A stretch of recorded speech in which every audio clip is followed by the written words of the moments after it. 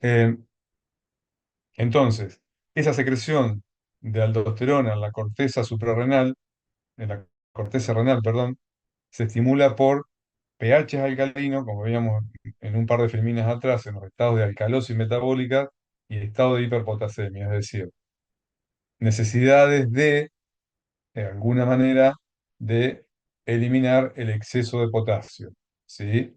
Y es inhibida por estados de hipopotasemia y acidosis metabólica, es decir, pH sanguíneo por debajo de 740. Es decir, otra vez, un montón de mecanismos que están interrelacionados entre sí. ¿Cuáles son los mecanismos de las hipocalemias? O sea, tenemos dos grandes grupos de patologías, que son las hipocalemias y las hipercalemias. Hipercalemias. ¿Sí? Se las puede escribir como hipopotasemias o hipocalemias con K. Eh, Podemos tener entonces una captura del potasio en forma masiva hacia el interior de las células debido a alcalosis metabólica, como les decía recién, a agonistas beta-adrenérgicos, a envenenamientos con metales pesados, en particular el bario que inhibe el canal sensible a bario que les decía recién, por acción de la insulina en forma masiva, en los estados de insulinoresistencia. eh, Podemos tener pobre ingesta de sodio a través de la dieta debido a eh, presencia de vómitos y pérdidas que generan pérdidas gastrointestinales, pérdidas de potasio por diarrea, pérdidas de potasio por drenaje a nivel del intestino, pérdidas de potasio y desbalance debido al uso y el abuso de laxantes. Podemos tener hipocalemias relacionadas con una pérdida excesiva de potasio a nivel renal, como sucede en el hiperaldosteronismo primario. El hiperaldosteronismo primario hay una secreción en forma anormal y aumentada de aldosterona. ¿Sí? Es un tumor, el aldosteronismo es un tumor que genera grandes cantidades de aldosterona y recuerden que la aldosterona hace su acción secretando potasio hacia la luz del túbulo contorneado distal a cambio de resorber sodio. El hiperaldosteronismo secundario es un efecto similar, pero en este caso la producción de aldosterona es secundaria a un incremento de la renina. Recuerden el eje renina, angiotensina, aldosterona, ¿sí? Causas que producen un aumento de renina y que en forma concomitante generan un aumento de aldosterona. Bueno, la estenosis renal, un tumor que se ubica en la mácula densa, que es el reninoma, eh, el uso y el mal uso de ciertos diuréticos, eh, la estenosis renal, la hipertensión maligna, ¿sí? También el exceso de corticoides, particularmente de minerales corticoides, como sucede en el síndrome de Cushing que mencionábamos clases de atrás, o en tumores productores de hormona liberadora de corticotrofina, es decir, de ACTH a nivel de la hipófisis, ¿sí? En la acidosis metabólica crónica puede haber también un exceso de salida este, de, perdón, de protones del interior de las células a cambio de la captura masiva de potasio, es decir, este, un montón de situaciones médicas asociados en forma secundaria a patologías de base o de efectos primarios, ¿sí? En resumidas cuentas, podemos definir los mecanismos de hipocalemia en base a tres grandes grupos de mecanismos. O bien, captura hacia el interior celular, o bien escaso ingreso a través de la dieta o problemas en la absorción, o bien excesiva pérdida de potasio a nivel renal. En cambio, en las hiperpotasemias o en las hipercalemias, eh, los mecanismos van a ser los siguientes. O bien una salida masiva de potasio del interior de las células hacia el plasma, ¿eh? O bien una excesiva ingesta de potasio a través de la dieta, o bien una deficiente eliminación del exceso de potasio a nivel renal. Acá sí hay que hacer una diferenciación importante porque podemos tener pseudo hipercalemias, es decir, pseudo hiperpotasemias, ¿sí? Esto ocurre, por ejemplo, en las leucemias, en las trombocitopenias, en las trombocitosis masivas, en las cuales hay o bien un elevado número de glóbulos blancos o un elevado número de plaquetas, y necesariamente por un efecto de masa, desde el interior de estas células y estos corpúsculos que son las plaquetas, ocurre, por un efecto de masa, insisto, en balance una salida de una mayor cantidad de sodio desde el interior de las células hacia el plasma, ¿sí? Eh, el uso excesivo del torniquete cuando sacamos sangre puede generar una falsa hipercalemia, o la hemólisis. La hemólisis, recuerden que al hemolizar, lo que estamos haciendo es destrucción de los glóbulos rojos, y si algo tienen los glóbulos rojos en su interior, además de hemoglobina, es justamente potasio. Y después tenemos las verdaderas hipercalemias, ¿sí? Las verdaderas hipercalemias las podemos clasificar en salida eh, hacia el medio extracelular, desde el interior de la célula hacia el exterior, hacia el plasma, en los estados de acidosis agudas, en estados catabólicos masivos, es decir, destrucción masiva de células, intoxicación con succinilcolina, eh, exceso de dieta rica en ciertos aminoácidos, sobre todo catiónicos, ejercicio muy intenso, eh, como ejemplos de salida importante de potasio desde el interior de las células hacia el plasma. Eh, Podemos tener hiperpotasemias secundarias, ingestión excesiva de potasio, sí, puede ser en alguna dieta que sea muy rica en potasio, pero mientras el riñón funcione bien, el riñón se las arregla para eliminar el exceso de potasio. Y la causa siguiente justamente es cuando está disminuida la excreción de potasio a nivel renal, ya sea por un hipoaldosteronismo, es decir, lo opuesto a lo que veíamos hace un ratito. Ahora tenemos una pobre producción de aldosterona. Esto es lo que se llama enfermedad de Addison. Eh, en este caso, eh, es deficiente el intercambio mediado por la aldosterona de reabsorción de sodio a cuenta, digamos, de la excreción de potasio. Eh, Podemos tener ciertos diuréticos que mal usados o usados en las concentraciones no adecuadas pueden generar alteraciones en la concentración de potasio a nivel sanguíneo. Ciertos antibióticos pueden traer en forma secundaria eh, hiperpotasemia, y el uso de algunos drogas que se utilizan para evitar el rechazo de los trasplantes, como por ejemplo el tacrolimus y la ciclosporina, ¿sí? Como consecuencia secundaria pueden traer hiperpotasemia. La deshidratación también es una causa frecuente de hiperpotasemia. ¿Cómo medimos el sodio y el potasio en el laboratorio? Bueno, eh, es mediante los métodos de electrodos ion selectivo. Esta es la metodología de elección al día de hoy. Hasta hace algunos años atrás se usaba también la fotometría de llama, pero hoy en día el método de elección es electrodos ion selectivos, tal como han visto en en el curso de, de instrumental, ¿sí? En tercer año. Yo acá en algunas filminas que van de la 43 a la 51 les dejo un recordatorio de los fundamentos de eh, electrodo ion selectivo. Vamos a hablar un poquito de los electrolitos del metabolismo mineral, ¿sí? En particular del calcio, el fósforo y magnesio, es decir, el otro grupo de importante de electrolitos. No digo que no sean todos importantes, pero estos son los más importantes. A considerar acá que eh, estos tres ionos participan de la formación del hueso. Hay que pensar el hueso como un tejido vivo, dinámico y que está en constante remodelación.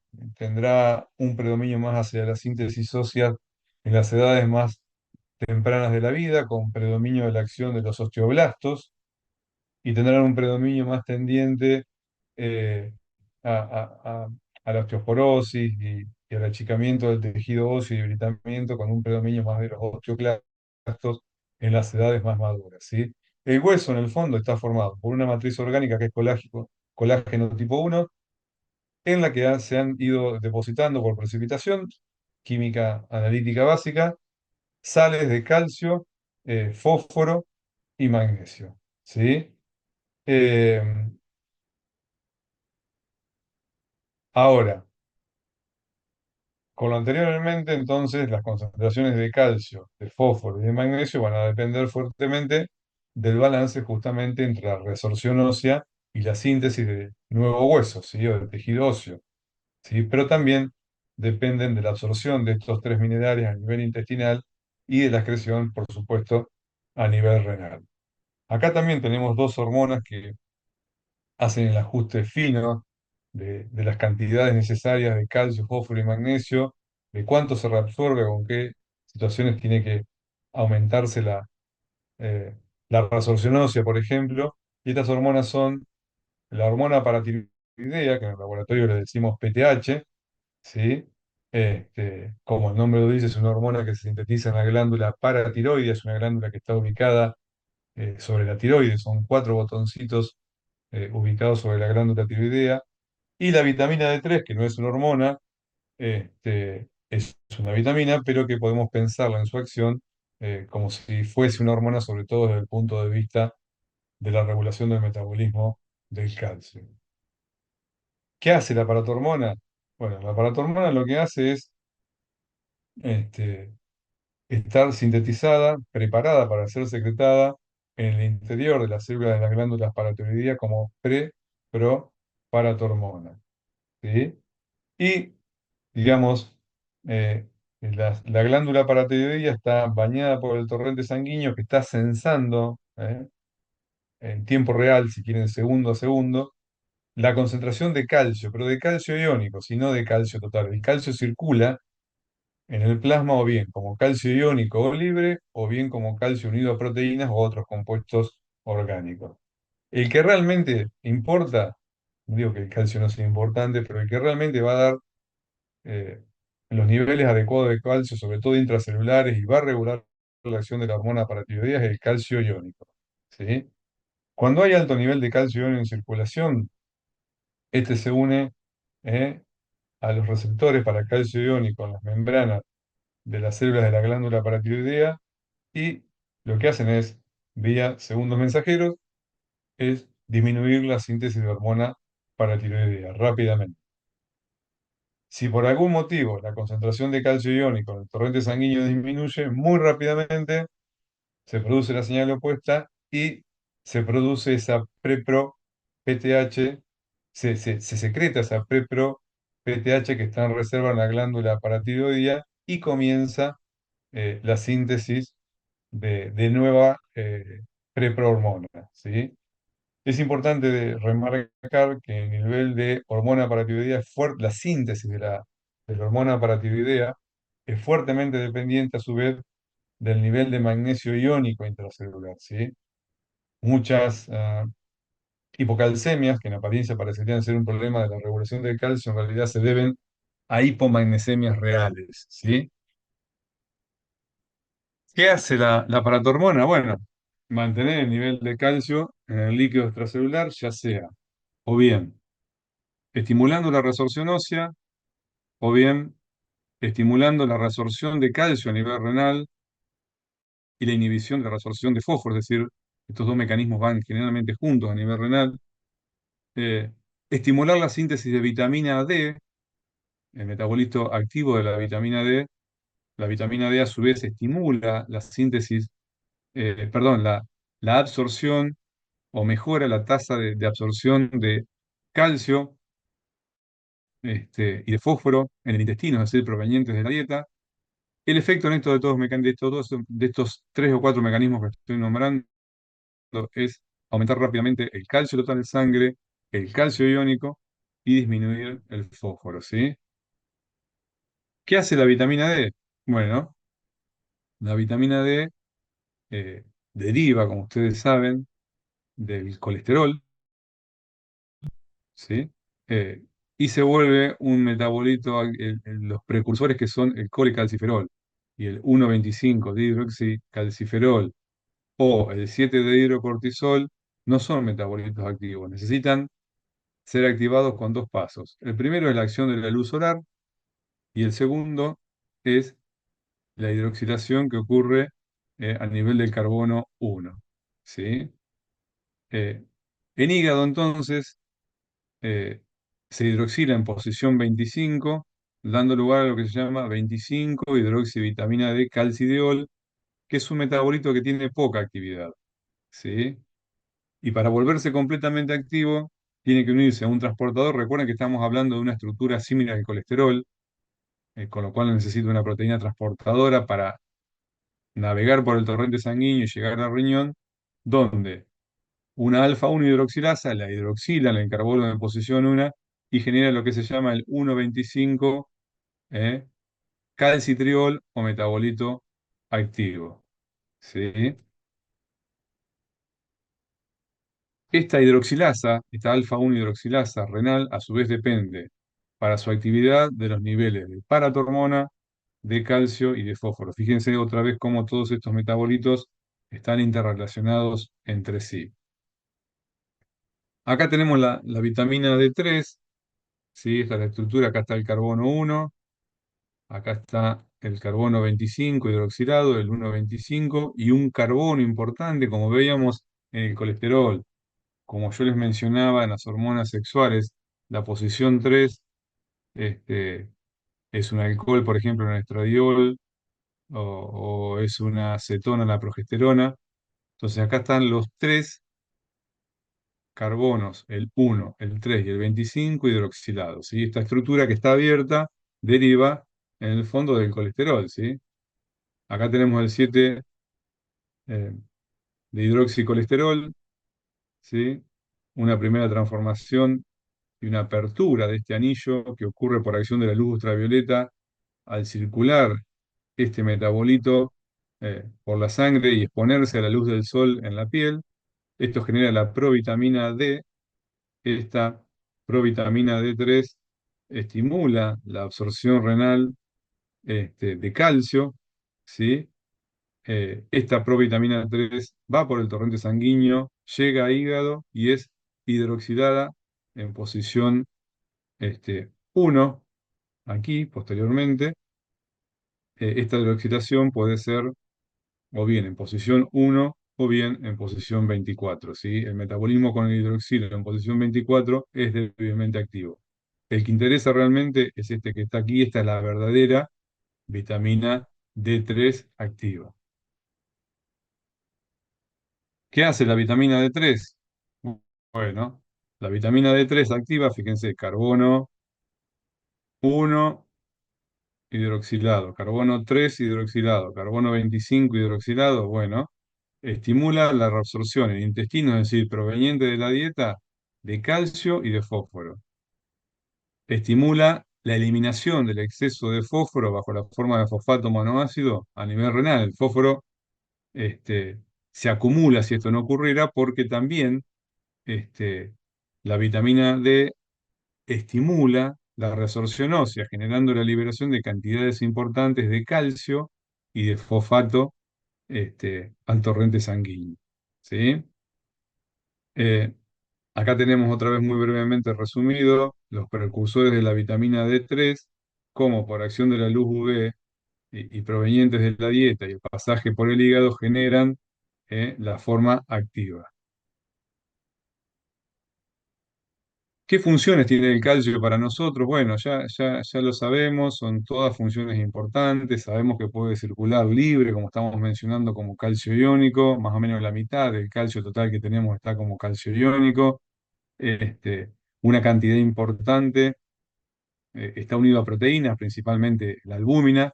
Tenemos una cantidad realmente importante en el organismo de calcio, el adulto tiene alrededor de 1 kilo y un poco más también principalmente, obviamente, asociados a el hueso, ¿sí?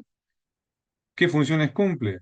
Bueno, obviamente estructura ósea, pero también cumple funciones vitales como la transmisión o participar de la transmisión de los impulsos nerviosos, permitir la excitabilidad de las células del músculo cardíaco y el músculo esquelético, ¿sí? Participar de los mecanismos de coagulación y colaborar estabilizando las estructuras de las membranas de las células, ¿sí? Con lo cual son todas funciones importantes. El calcio es un ejemplo de un electrolito con una variabilidad biológica, como vimos en el seminario número 2, no sé si recordarán, con una variabilidad biológica muy baja porque el organismo necesita que la concentración de calcio sea la óptima. ¿Sí? Se ingiere por la dieta, o sea, se ingiere. Lo absorbemos a través de la dieta, generalmente, como ustedes saben, a través de alimentos lácteos. Este, esa absorción es mejorada por la acción de la vitamina D3 a nivel intestinal. Eh, y para tener una idea, el intervalo de referencia en adultos del calcio total es de 8,5 a 10,5 miligramos decilitros, mientras que el calcio iónico, fíjense que se lo mide como milimol por litro, es de 1,20 a 1,25 milimoles por litro. ¿Sí? Fíjense, un intervalo de referencia realmente chiquitito. ¿Sí? Eso habla de la estrecha regulación, sobre todo del calcio iónico, eh, de una variabilidad biológica realmente acotada. Entonces, eh, en la homeostasis del calcio participan, por un lado, ¿sí? La paratormona, secretada por justamente las cuatro glándulas que hay solapadas o colocadas por encima de la glándula tiroidea. La paratormona genera la reabsorción ósea con una salida masiva de calcio y fósforo hacia el fluido extracelular. Eh, la paratormona y la vitamina D también generan aumento de la absorción renal de calcio a nivel renal y aumento y mejora de la tasa de absorción de calcio proveniente de la dieta. El efecto neto es entonces aumentar el calcio plasmático, ¿sí? Cuando el calcio plasmático llega al nivel óptimo, rápidamente decrece la síntesis de PTH, y entran en juego otras hormonas que, bueno, no, que vamos a mencionar solamente hoy, que es la calcitonina, que tiene un efecto opuesto a la paratormona. ¿Cómo medimos calcio en el laboratorio? Bueno, eh, en realidad los métodos tanto para calcio como para magnesio se basan en equilibrio de complejación, ¿sí? Como habrán visto en el instrumental, este, se forman complejos en general entre el calcio y algún quelante apropiado que tenga un centro de carga negativa que sea atractivo eh, para complejar el calcio, ¿sí?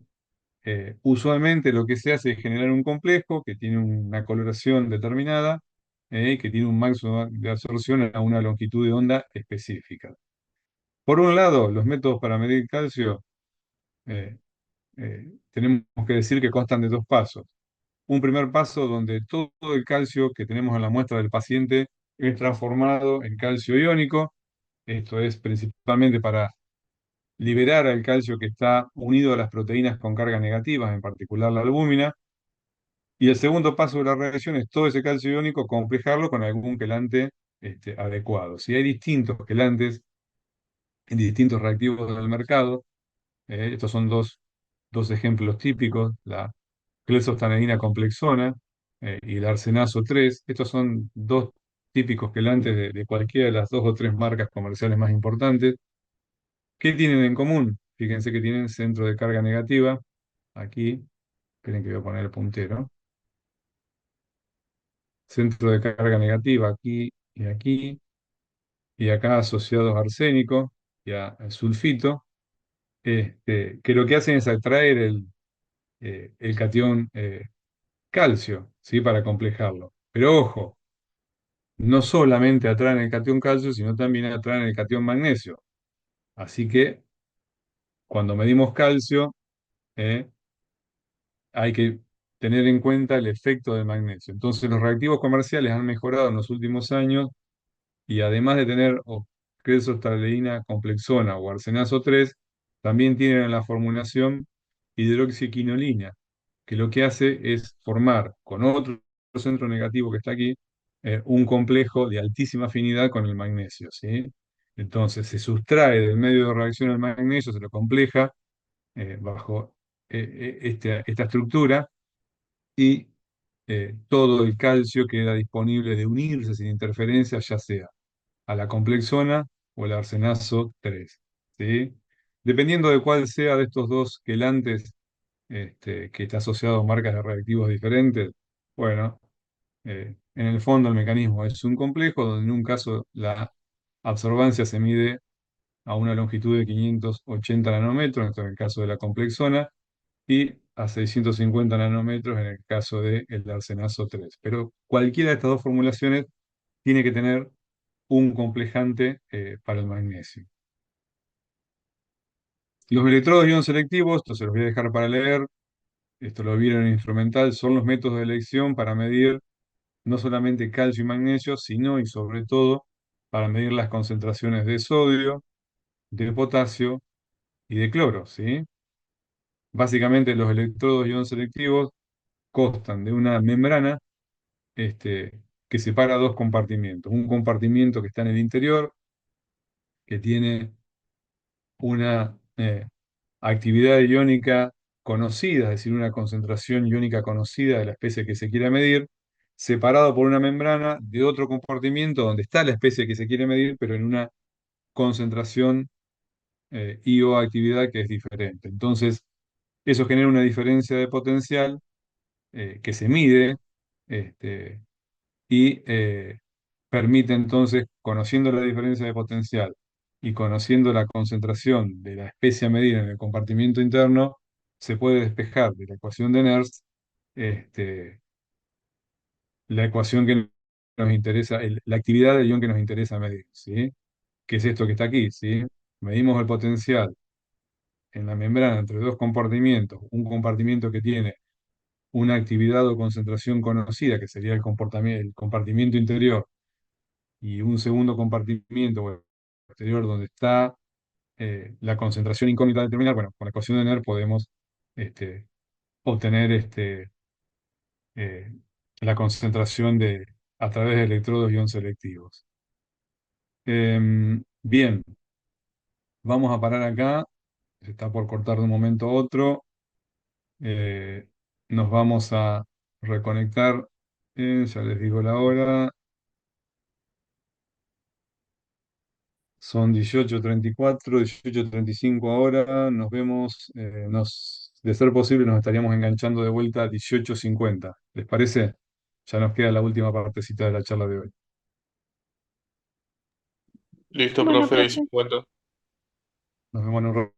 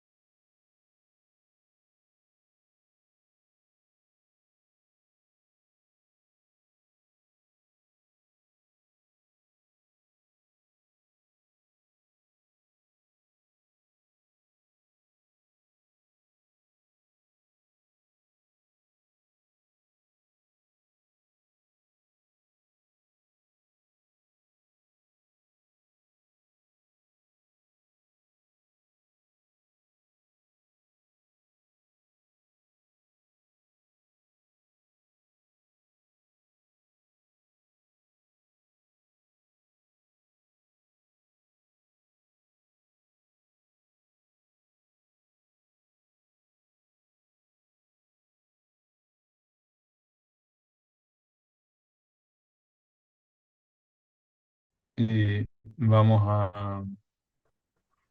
este, a ver la última parte de electrolitos. Em, a ver, bien. Bueno, no lo mencioné, pero asumo que lo tienen incorporado de instrumental. Eh, las- los, los métodos de electrodo de ion selectivo, tanto para calcio como para magnesio, lo que tienen son puestos quelantes en el interior de las membranas, ¿sí? Otra vez con el mismo principio de los, eh, los quelantes para colorimetría, ¿sí? Fíjense, en este caso, dioxilfosfato, dioctofenilfosfato, como centro negativo, ¿sí? Esto está este, inserto este, en el interior de las membranas, ¿sí? Que separan dos compartimientos con concentraciones eh, conocidas, en este ejemplo que está acá, que en la práctica real pueden ser un compartimiento conocido y el otro diferente, ¿sí? Eh, Esto como comentario de calcio. Eh, de calcio desde el punto de vista analítico, electrodo ion selectivo, a diferencia de los métodos por complejación que veíamos más temprano. Eh, o sea, pasando al limpio tenemos dos métodos posibles para calcio y para magnesio, o electrodo ion selectivo o colorimetría por formación de complejos. Vamos a hablar un poquito del fósforo, que no hablamos nada. El fósforo tiene una cantidad de funciones importantes, si bien tenemos en términos relativos una cantidad pequeña del organismo. este, Tenemos, bueno, lo tenemos asociado a estructuras de membranas, como fosfatos inorgánicos, como fosfatos orgánicos, como fosfolípidos, formación de los ácidos nucleicos, formación del ATP, formación del NADPH, es decir, un abanico de funciones realmente amplio, ¿sí? La mayoría del fósforo que tenemos en el organismo es bajo compuestos orgánicos, dos tercios aproximadamente del total, este, y un tercio bajo estructura de compuestos inorgánicos. Bueno, las funciones, como les decía recién, hueso, por supuesto, que no lo dije, ácidos nucleicos, que sí lo dije, ATP, formación de fosfolípidos insertos en las membranas, cofactor que lo dije en NADPH y NADP, participar de la contractibilidad del músculo cardíaco, del transporte de electrolitos, de la acción, o mejor dicho, transporte de oxígeno por la hemoglobina, de la funcionalidad de neuronas, es decir, realmente otro electrolito importante, ¿sí? Por supuesto, se absorbe vía dieta a través del intestino delgado, por vía pasiva. Esa absorción mejora bajo el estímulo de vitamina D3 eh, y filtra libremente a través del glomérulo, reabsorbiéndose, como la mayoría de los ejemplos que hemos visto hoy, en el tubo contorneado proximal, eh, asociado a otro transportador que no habíamos mencionado hasta ahora, que es un cotransportador de sodio y potasio. Es decir, el organismo trata de retener sodio por cuanto mecanismo es posible, ¿sí? La PTH, en cambio, genera la fosfaturia, es decir, la pérdida del exceso de fosfato, como veíamos hoy, pero justamente inhibiendo este cotransportador sodio-potasio. Es decir, en situaciones donde hay acción de PTH, que se reabsorbe masivamente hueso, el exceso de fósforo innecesario lo va a eliminar a través del riñón, inhibiendo este cotransportador sodio-fósforo. ¿Cómo medimos fósforo en el laboratorio? Bueno, el método clásico, a través de una complejación con el molibdato de amonio, ¿sí? Que lo que hace es unirse al fósforo que está bajo forma inorgánica, ¿sí? Este, la hemólisis es un interferente importante, tengan en cuenta que los fosfatos son un importante anión intracelular, con lo cual hay que tener muestras que no estén hemolizadas y todas las reacciones eh, basadas en molidato de amonio, para formar fosfomolidato de amonio, tienen que tener, los reactivos, digamos, vienen con un buffer para tener eh, una regulación de pH a un pH ácido, porque a pH calino ese complejo se reduce y pierde estabilidad. Dos palabritas de magnesio, es el segundo catión intracelular por detrás del potasio. Tenemos unos 23 gramos aproximadamente en el organismo, parece una cantidad pequeña, pero realiza un montonazo de funciones que son importantes, ¿sí? Se distribuye, bueno, este, parte en el líquido extracelular en muy baja concentración, la mitad aproximadamente circula como magnesio iónico, es decir, como magnesio libre, y un 15% se compleja con fósforo, citrato y otros aniones inorgánicos, y un 30% asociado eh, a las proteínas con carga negativa, preferentemente, mayoritariamente, mejor dicho, la albúmina.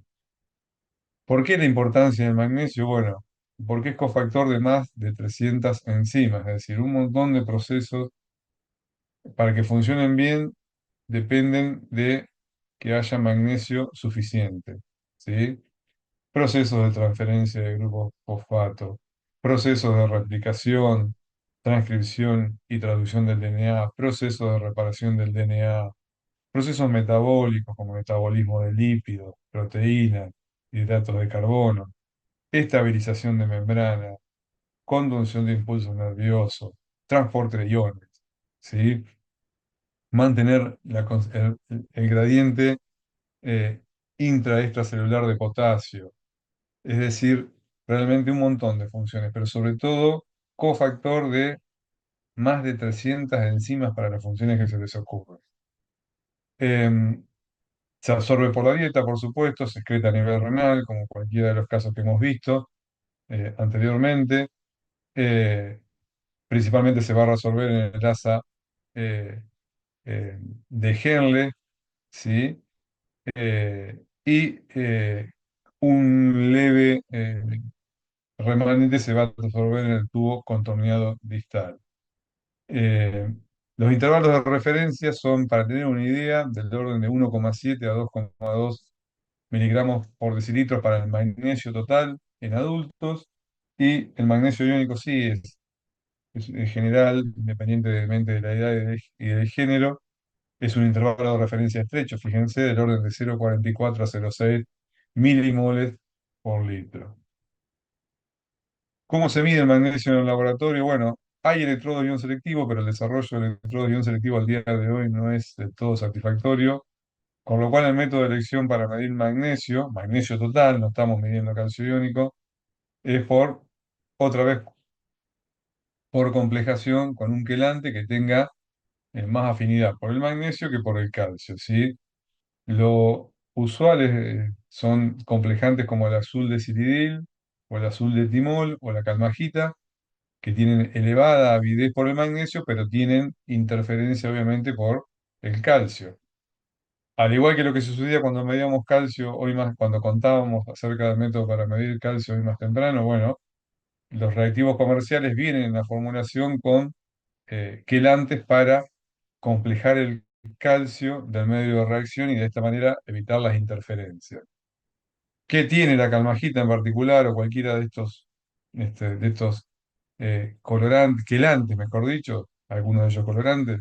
Bueno, otra vez un centro negativo que atrae al magnesio con elevada afinidad.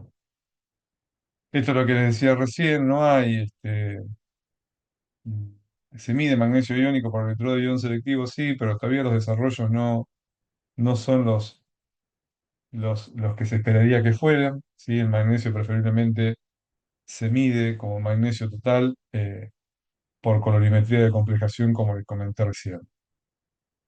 Por último, principales patologías de calcio, magnesio y fósforo. Bueno, hipercalcemia. Esta probablemente es la más importante y la más frecuente de todas, o una de las más frecuentes, ¿sí?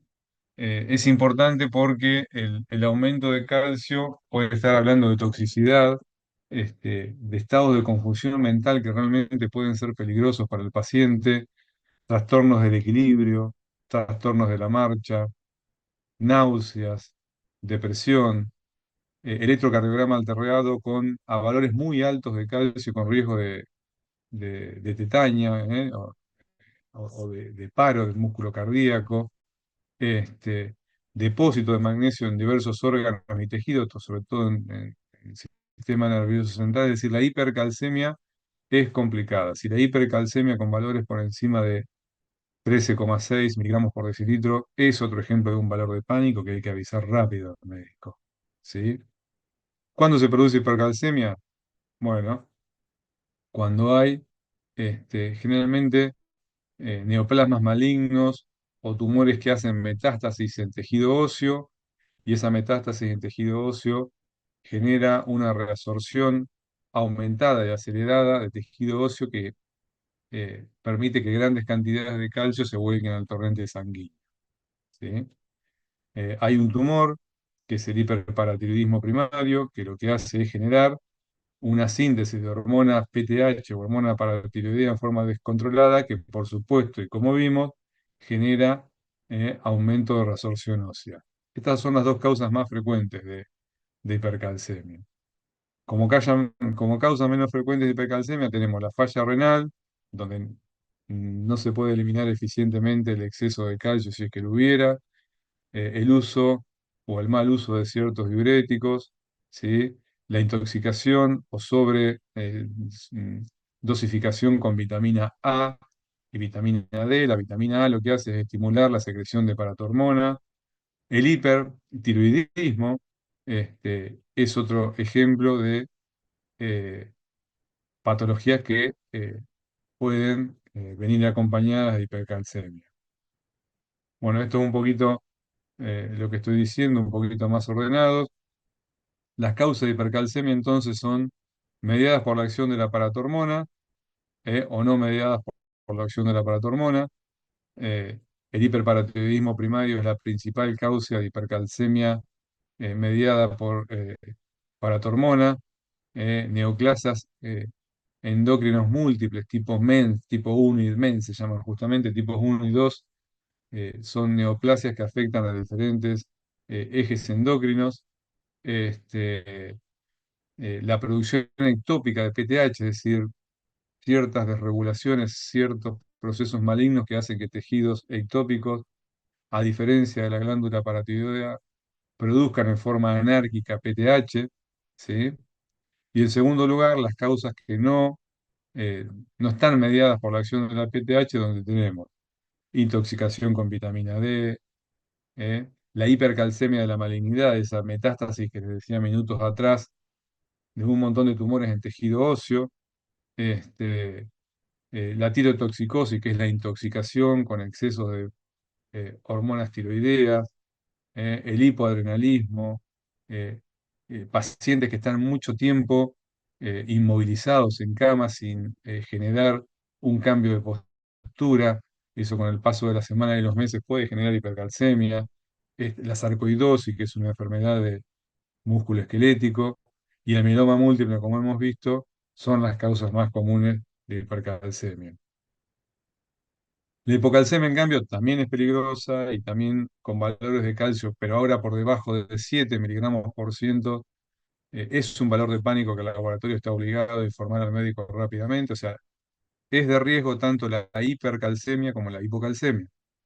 Y en este caso, la hipocalcemia puede llevar a parálisis del músculo esquelético y la capacidad respiratoria, del músculo cardíaco y la contractibilidad cardíaca, este, y en casos extremos ya incluso cierre de la laringe, espasmos de laringe y convulsiones. ¿Por qué podemos tener hipocalcemia?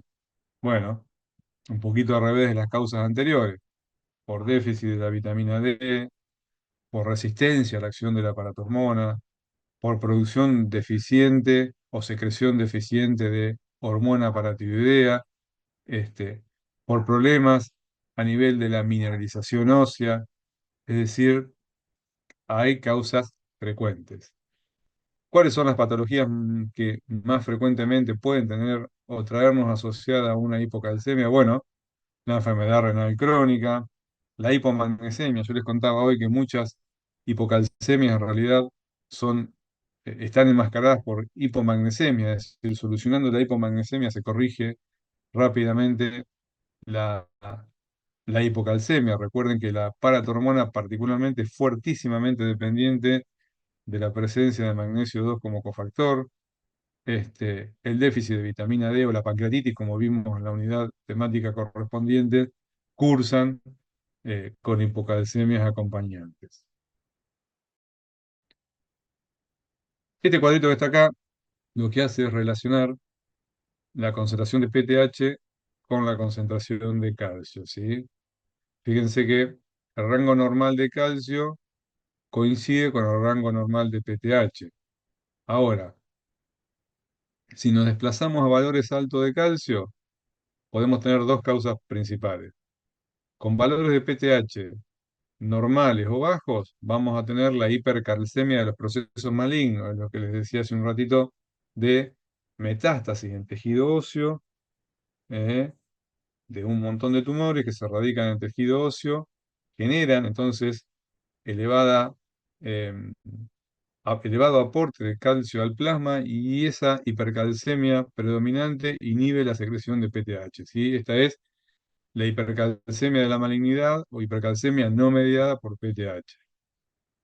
Del otro lado tenemos la hipercalcemia asociada a hiperparatiroidismo, es decir, a altas concentraciones de PTH primario, es decir, hay una hiperproducción de paratormona en la glándula paratiroidea que consecuentemente genera hipercalcemia. Pero esa hiper, ese hiperparatiroidismo no es secundario a la regulación por calcio, sí es independiente. Por lo tanto, esto es un proceso maligno también, ahora ubicado en glándula paratiroidea.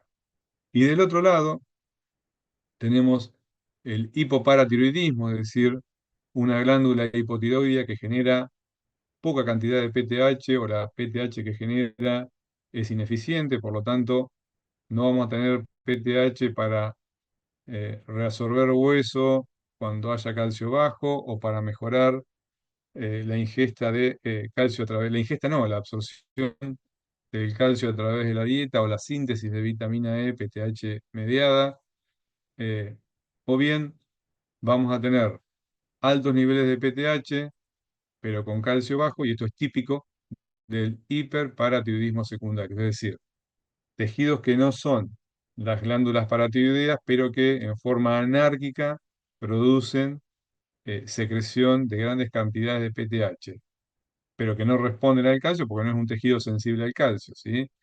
Eh, Podemos tener este, hipocalcemias con valores de PTH elevados en las hipomagnesemias que les decía recién, déficit de vitamina D y pancreatitis, ¿sí? Este cuadrito creo que es bastante ilustrativo de los principales desórdenes que alteran la relación normal entre la paratiroides, la hormona paratiroidea, perdón, y el calcio.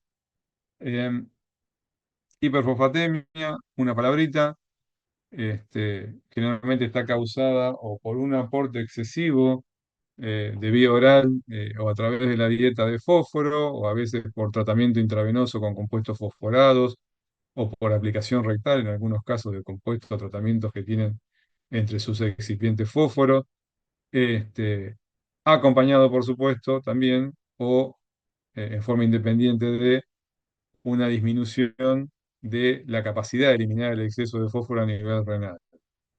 También podemos tener hiperfosfatemia asociada a condiciones de grandes destrucciones de células, como por ejemplo la rabdomiolisis, que es la destrucción masiva de células del músculo esquelético, la hemólisis intravascular, como hemos discutido, eh, en situaciones donde hay hipoparatiroidismo o sobremedicación con vitamina D, se exacerba la resorción tubular de fosfato a nivel renal, es decir, como principales causas de hiperfosfatemia.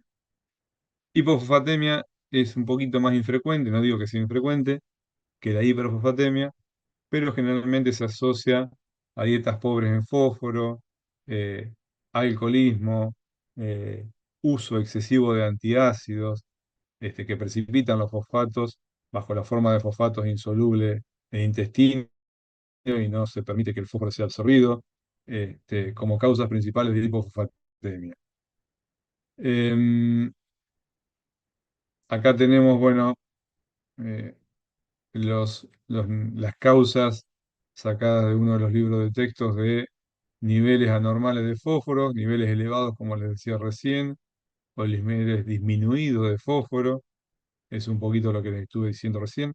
Eh, como, como el laboratorio, además de medir el calcio y la hormona paratiroidea en sangre, también midiendo el calcio en orina, o la vitamina D en sangre, puede este, colaborar con el médico en el diagnóstico de diferentes patologías. Si, por ejemplo, en un hiperparatiroidismo primario, es decir, una sobreproducción de PTH por las células de las glándulas eh, paratiroideas, vamos a tener, por supuesto, grandes cantidades de PTH en sangre, vamos a tener niveles normales o incluso aumentados de vitamina D en sangre, vamos a tener eh, aumento de fósforo en orina, es decir, recuerden que la PTH estimula la secreción renal de fósforo y eso va a llevar a un nivel disminuido de fósforo en sangre, en suero, y va a haber también grandes cantidades de calcio presente en orina, ¿sí?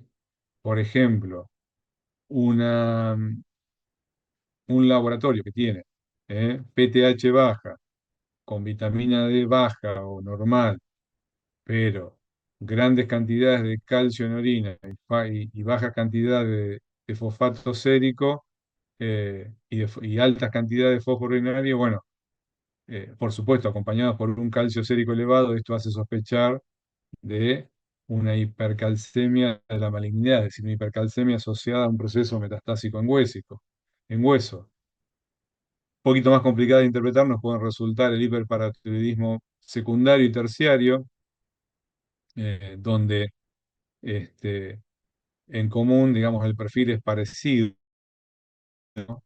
De todos estos indicadores del laboratorio. La diferencia está en que la PTH se produce en tejidos que son secundarios o incluso de ubicación terciaria respecto de la glándula paratiroidea. Y por último, para terminar hoy, tenemos dos tipos de alteraciones de los niveles de magnesio, la hipermagnesemia y la hipomagnesemia. La hipermagnesemia realmente es rara. Este, eh, Puede ser secundaria a enfermedad renal cuando hay un aporte o sobreaporte de magnesio, acompañando sobre un paciente con enfermedad renal.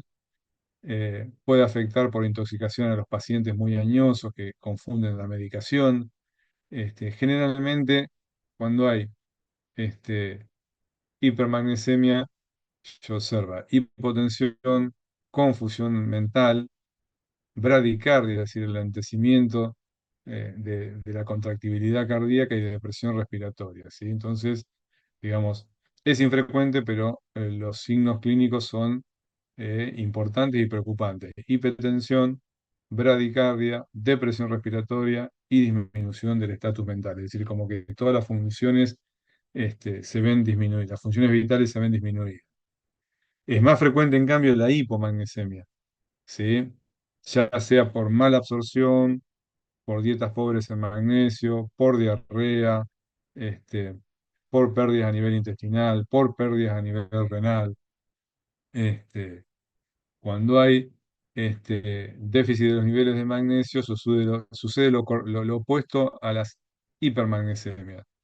El paciente está hiperexcitado, le cuesta conciliar el sueño, este, eh, eh, se queja constantemente de contracturas musculares, por sobreexcitación muscular, puede tener espasmos cardíacos, puede caer en depresión, puede tener secundario a esa contractibilidad cardíaca alterada, arritmias cardíacas, e incluso niveles psicóticos. Pero sobre todo se quejan de pérdida de la capacidad de conciliar el sueño, contractibilidad muscular, este, digamos, todo eso tiene que orientar al médico a pensar en una hipomagnesemia. De los dos trastornos del magnesio, obviamente el más frecuente que como que se pueden encontrar son las hipomagnesemias. Bueno, bien, por hoy es lo que tengo para decirles. No sé si hay alguna pregunta.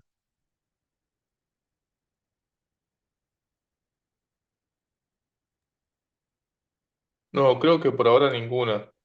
No nos quedan más seminarios prácticos para hacer, ¿no? Es todo teoría, la recta que queda, la recta final. Sí, sí, porque encima el cronograma está bastante acotado. Ahora tienen con Martín el miércoles líquidos de punción. Después viene el lunes, que es feriado, el próximo lunes. Y ya después estamos sobre la clase de consulta, eh, que va a ser el próximo miércoles. Eh, Así que vayan leyendo. Si hay dudas, pregunten. No tengo problema que pregunten fuera del horario de la cátedra. Pero vayan leyendo porque otra vez hay bastante material.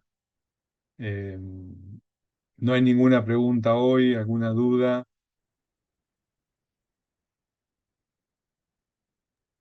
Por ahora no, profe. Bueno, bueno, por lo pronto Martín les va a estar enviando mañana o a primera hora del miércoles el horario para el miércoles y el lugar para líquidos de punción. Recuerden, el próximo lunes es feriado. Nos vamos a estar reencontrando conmigo el próximo miércoles, clase de consulta. Después les pasaré el link un poquito más cerca del miércoles. Bueno, si no hay ninguna duda, les mando saludos, que tengan una buena noche. Estamos en contacto. Hasta luego. Listo, profe, chao. Muchas gracias. Ustedes.